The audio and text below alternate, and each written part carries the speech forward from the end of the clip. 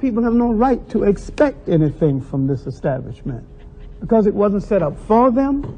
They wasn't brought to this country to be given democracy. They was brought to this country to do some work, to labor and to obey. And once the machines made a whole lot of these jobs obsolete, it tended to make a whole lot of the people obsolete. Now, we keep worrying about the American promise and the American dream, and we forget it wasn't made to us. And the white man has not betrayed anything because he didn't promise us anything in the first place. Now, the role of institutions in a society is to reflect the power that controls that society. So we have American institutions arrayed against us, and we naively expect these institutions to reform themselves, because if they reform themselves, that's tantamount to presiding. Back to the Supremely Black Podcast. This is your boy, D Rose. So I'm going to go ahead and jump right into the topic today. A lot of people have hit me up while I was out.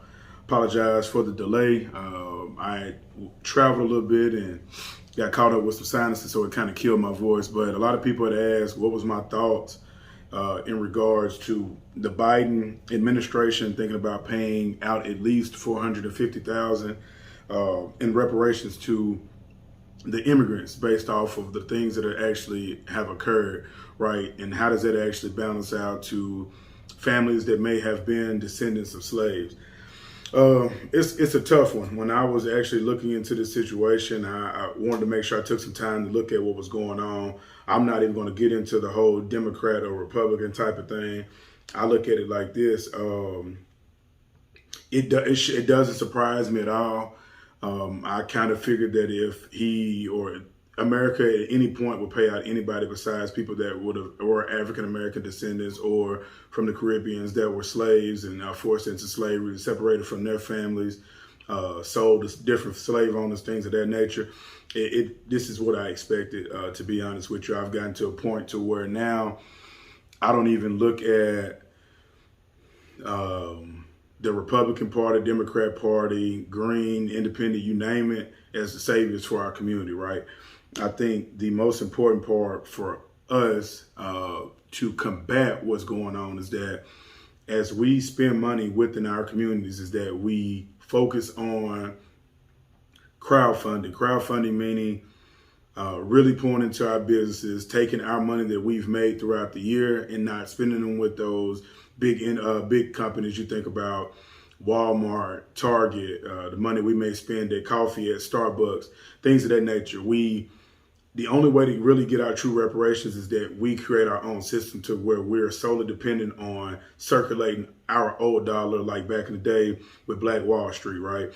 At this point, especially since we live in the internet era, we have way more availability to network with each other, partner with each other. Just to kind of give you a little insight, I was in Nashville, Tennessee over the weekend for Tennessee State University's homecoming. Seen a lot of people I haven't seen in a long time, but also network to connect with a lot of different people that are doing nonprofits, that are doing house flipping, stock markets. I mean, you name it. There was a lot of young Black professionals that were mingling with each other, having a good time, but also understanding that the business is at hand.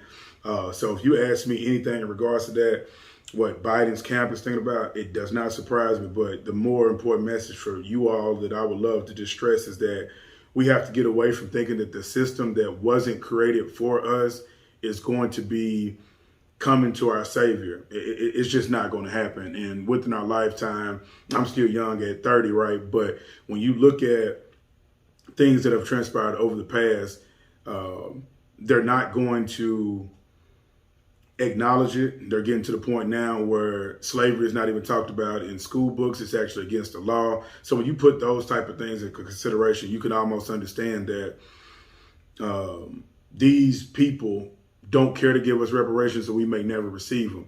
But we could also turn the tables by continuing to support Black businesses, no matter how small or big they are, especially for the people that are intentional about pouring back into our community. A lot of the times, those are overlooked, or we're so quick to shame them. But in order for us, we can't for one end be, hey, we need reparations from people that never built the United States for us. And then on the opposite end, we're looking at it saying, oh man, we got to do, we got to do more. We have to pick a side. And the side that I'm staying on, picking is crowdfunding, supporting your people, support black businesses, quit spending the money with the white industries that may be funding different things that may not go with your agenda, not focusing on the political party. We understand votes is important because of how certain things are put out. But from my understanding is that the big thing when you think about the politics of it, just solely dependent on that, they're at control of whatever could impact your community, whether that's for a positive or a negative. So my thoughts on that is don't expect anything from them. Continue to build within your people, pull all of your resources, keep it black, keep it strong. But more importantly, make sure that the people that you are spending money with has the same plight as you and you all are moving on one accord. Because this is probably just the first of many things that may come and other people may receive reparations. To be honest with you, it wouldn't surprise me in a couple years that they start paying back people that were impacted by them saying being attacked from, the Asian community when there was a huge attack on that when 19 hit. It's a lot of different things that come up, but a lot of times you have to understand they're just putting it solely in the political parties' hands of how you vote or who's going to get it right. It's typically never going to work, honestly. So if you ask me in my response, and I shout out to the people that had brought it to me, let's be intentional. Let's network more. Let's stop supporting other businesses that you do not understand of where their dollars may go to, especially when they're funding other projects and things of that nature. That's my thoughts on it. I'll be following up with you all again on this particular topic, especially once I find out if it's actually going to be approved for them to get the $450K. I would just like to hear their thoughts on why are we giving reparations to people that are considered, illegal immigrants based off of their families being separated and not looking at it in the same sense of we haven't paid everybody for being separated from their family. And we know for a fact that wasn't the only race of people that was impacted by that. So shout out to my people. But this is your boy D Rose again from the Supremely Black Podcast. Make sure you hit that like button once you review the video. Make sure you subscribe. Make sure you share this content as well. And I'm out. Salute.